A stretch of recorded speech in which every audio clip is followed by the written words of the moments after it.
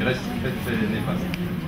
Dans ce résumé, je vais peut-être rapprocher quelques communications, celle du généraliste, celle du docteur Fénichel sur les perturbateurs endocriniens, celle de Guy Corneau sur les médecines énergétiques, et la dernière communication qu'on vient d'entendre sur l'alimentation, diététique et cancer. L'espérance de vie en France augmente d'1 an tous les 4 ans depuis la Deuxième Guerre mondiale, et ça ne s'arrête pas. Et ça ne s'arrête pas. Les études européennes en particulier, je vois que madame hoche de la tête, sur 500 000 Européens, on a montré que ne pas fumer, faire du sport, manger 5 fruits et légumes par jour, manger moins de 500 grammes de viande ou de charcuterie par semaine, diminuer le nombre de cancers de 50%. Et enfin, je voulais souligner la communication du docteur Eril sur sexualité et cancer, qui est un thème rarement abordé en France et qui est quand même très important.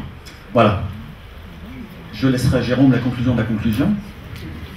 Tout d'abord, vous me permettrez, on s'est dit que j'étais chirurgien thoracique, donc je suis confronté au problème du cancer, essentiellement du cancer du poumon, qui fait des ravages puisque c'est le plus meurtrier. Alors, j'ai été un très mauvais élève puisque je ne suis arrivé qu'en deuxième partie, donc il m'est difficile de faire la synthèse de la journée. Mais avant de la faire à ma manière, je voudrais remercier les deux prêtresses, Corinne et Madame Toja, de l'organisation de ces journées. Je pense qu'il y a une source de renseignements pour les uns et pour les autres qui est très riche. Alors moi, je n'ai écouté que 4 communications.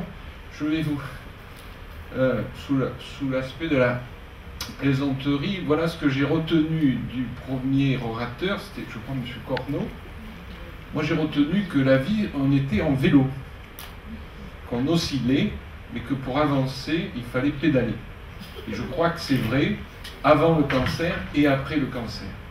Et à ce titre, je vous raconte une anecdote d'un patient que nous avons eu à prendre en charge, qui va, beaucoup d'entre vous vont le suivre probablement. Alors lui, il ne fait pas du vélo, il va essayer de grimper pour la 2e fois sur l'Everest.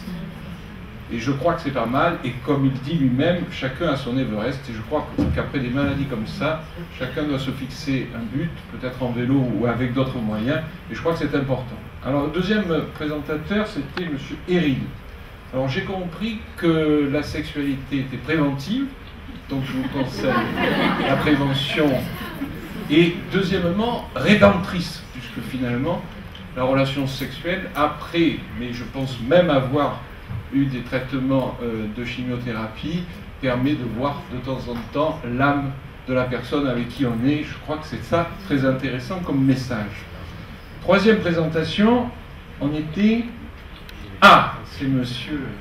Alors là, je pense que vous allez rentrer chez vous et que vous n'allez plus regarder votre frigo de la même manière parce que vous verrez un flambi.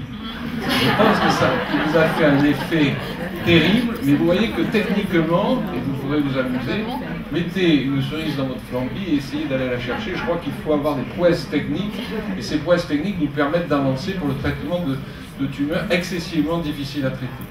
Et enfin, dernière présentation de M. Lallemand, je crois qu'il faut boire un peu de vin, si j'ai bien compris, manger épicé, et puis alors, ma problématique, c'est la vieille poule qu'il faut retrouver, pour avoir des œufs parfaitement qui nous préviennent du cancer. Donc, en fait, en un mot, il faut manger ce qu'a dit mon ami Fauchon, essayer de manger équilibré, et puis je pense que de temps en temps, un bon repas ne fait de mal à personne, et je pense qu'après moi, vous aurez un pot et vous l'apprécierez.